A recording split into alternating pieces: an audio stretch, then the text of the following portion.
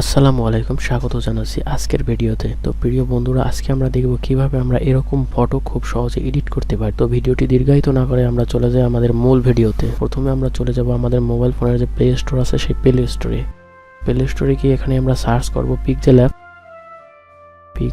App এটি লিখে search করব। দেন সার্চ বারে ক্লিক করব, এখান থেকে ইনস্টলে ক্লিক করব, একটু অপেক্ষা করব। অ্যাপসটা ইনস্টল হয়ে গেলে আমরা এখানে কেটে দিয়ে আমরা চলে যাব আমাদের মোবাইল ফোনের যে ক্রোম ব্রাউজার আছে সেই ব্রাউজারে, অথবা গুগলে সরাসরি গিয়ে সার্চ করলেও হবে।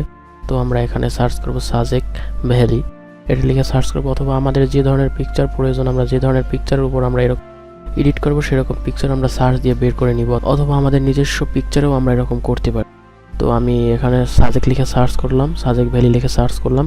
এখন চলে যাব আমি ইমেজেসে যাওয়ার পরে আমার যে ইমেজটা প্রয়োজন, আমি এখান থেকে আমার যে ইমেজটা প্রয়োজন আমি সেই ইমেজটা আমি এখান থেকে ডাউনলোড করে নিব। ডাউনলোড করার জন্য আমি ইমেজটার উপরে ক্লিক করব।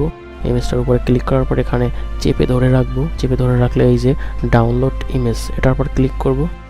তারপর ক্লিক করলে আমাদের ইমেজটা কিন্তু ডাউনলোড হয়ে যাবে। তো ডাউনলোড হওয়ার পরে আমরা চলে যাব আমাদের মোবাইল ফোনের যে গ্যালারি আছে সেই গ্যালারি থেকে আমরা আমাদের যে ইমেজটাতে ক্লিক করব। ইমেজটাতে ক্লিক করে শেয়ার অপশনটিতে ক্লিক করব। তারপর ডান দিকে একটু স্ক্রল করে আমার যে পিক্সেল অ্যাপসটি আছে সেই অ্যাপসটিতে ক্লিক করব।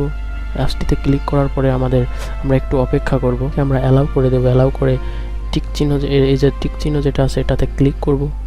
ক্লিক করার পরে এই যে আমাদের সামনে কিন্তু এরকম চলে আসবে। তো এখান থেকে আমরা যে এ লেখা আছে এই এতে ক্লিক করব। এই যে এ লেখা আছে এতে ক্লিক করব।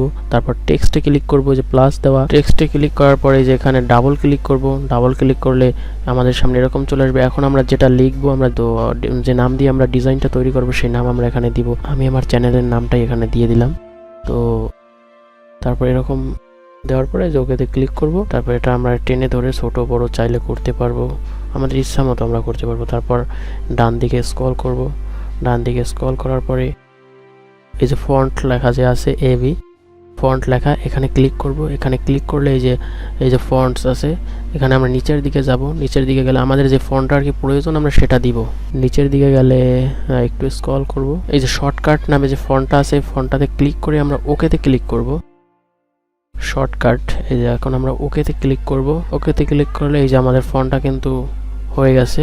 তো এখন আমরা এটা চাইলে ছোট বড় যেরকম খুশি উপরে নিচে আমরা যেখানে রাখি আমরা কিন্তু রাখতে পারবো। তারপর এরকম হয়ে গেলে আমরা সেভ অপশনে ক্লিক করে আমরা সেভ করে নিব ইমেজটা। তো সেভ করার জন্য আমরা কি করব, আমরা এই যে সেভ অপশনটিতে আছে এই অপশনটিতে ক্লিক করে সেভ অ্যাজ ইমেজ এটিতে ক্লিক করব।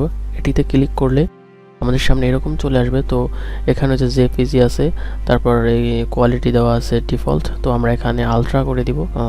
আমরা আলট্রা করে দিলাম।